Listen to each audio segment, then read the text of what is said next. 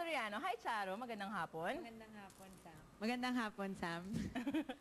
At kasama din natin for utility, Patty Taganas. Hi, Patty. Hi, good afternoon po.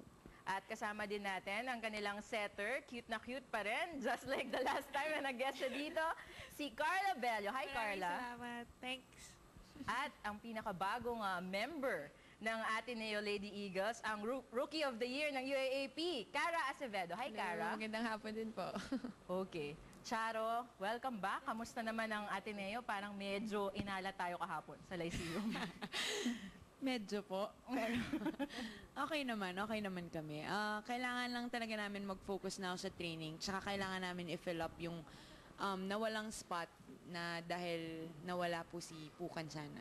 Okay. Girls, do you think, yun nga ever since nawala nga si Pu, parang medyo bumaba ang game ng Ateneo Lady Eagles? Patty?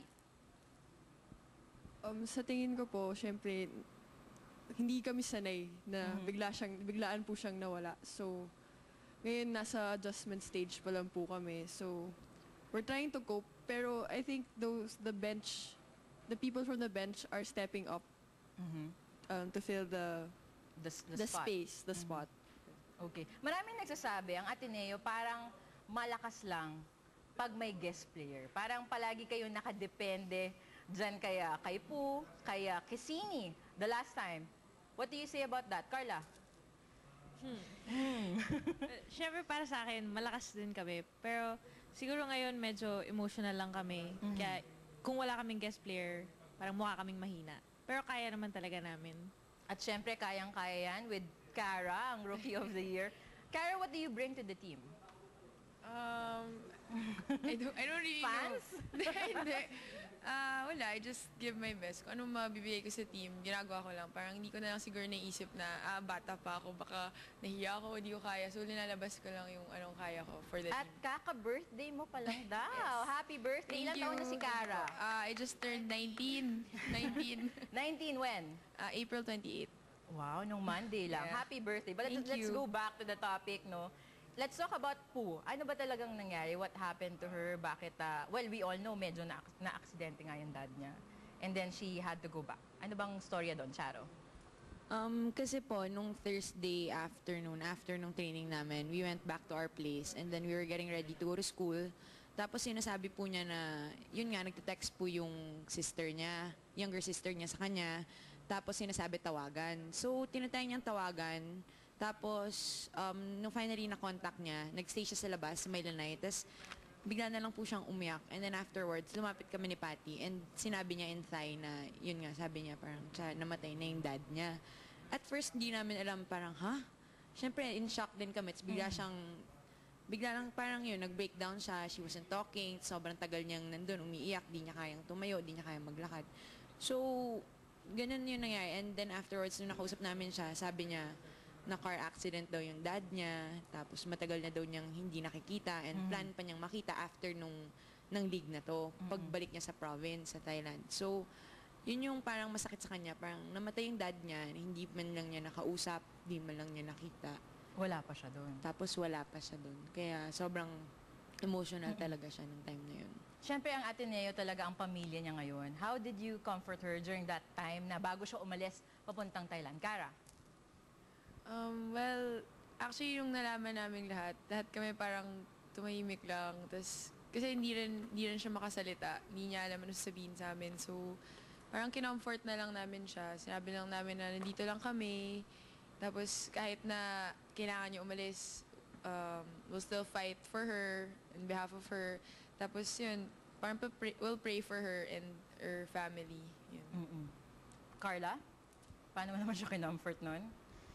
Wala. Kasi sinamahan lang namin siya the whole night. Hindi siya masyadong sasalita. So kami, we were just there. Parang moral support. Para lang pakita na kahit na wala siyang family, nandito kami. Parang family din niya. At nakausap niyo na ba siya after leaving? Nakausap ko na po siya, nag-text po siya when she got back to Thailand na nandun na siya safely. Tapos the following day, she went to Thailand Friday night. And then the following morning, pumunta na siya sa province to see her family. Tapos nakausap ko rin siya last night. Sabi naman niya, she's coping and parati niyang kinakamusta yung team, parati niyang sinasabi na sabihin daw sa team na laban lang, tsaka basta may puso, may pag-asa. So, yun, nandun pa rin siya, pinagdadasal pa rin niya yung team despite na nangyari sa family niya, sa tragedy na nangyari. So, But yun. definitely, she's not coming back for this league to play. Yeah, definitely she's not coming back to play. If she's gonna come back, siguro, to visit. Mm-mm. At napabalita nga, napapalit nga raw dito kay Poo, itong isa pang Thai guest player nyo dati, si Litawat Kisini. Kaya lang medyo umatras ata siya. Patty.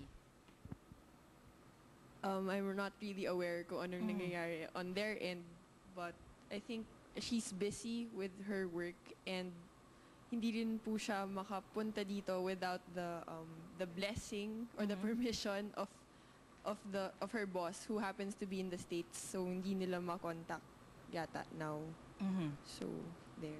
So right now, ang sabi ni Sir Tony Liao, ang WILI Commissioner, naghahanap daw kayo ng dalawang, you're looking at 2 Thai players. Kaya lang, if ever hindi nga umuo itong dalawang ito, mukhang babagsak tayo with Coach Mick. Again, dating coach niya na, mag-guest player siya ulit. Will that change anything? Or wala naman kasi palagi naman kasama si Coach Mick eh. Carla?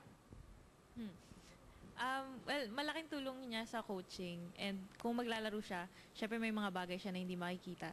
So medyo may mawawala rin sa amin. Pero the same, isa siya sa mga pinakamagaling dito sa Pilipinas. So no problem. No problem. So We're tiwala more pa than rin kayo? happy to welcome her as a player. Wala din pagbabago technically. Wala. But going to the quarterfinals, sino-sino ba yung sa tingin nyo magbibigay sa inyo pa ng tough competition? Lalong-lalo na itong dalawang Visayan teams. Have you seen them play? Hindi pa po. Carla? Hindi pa po kasi namin sila nakikita nung na maglaro. Last time, 2 years ago. So medyo matagal na. And malamang nagbago na sila ng players. Pero malakas sila nun. Natalo tayo. Natalo kayo nun. So hindi namin alam ngayon. And hopefully, nag-improve na kayo enough para naman matalo naman sila this time, di ba? But itong mga Visayan teams, balita ko, medyo lalabanan daw kayo sa ganda.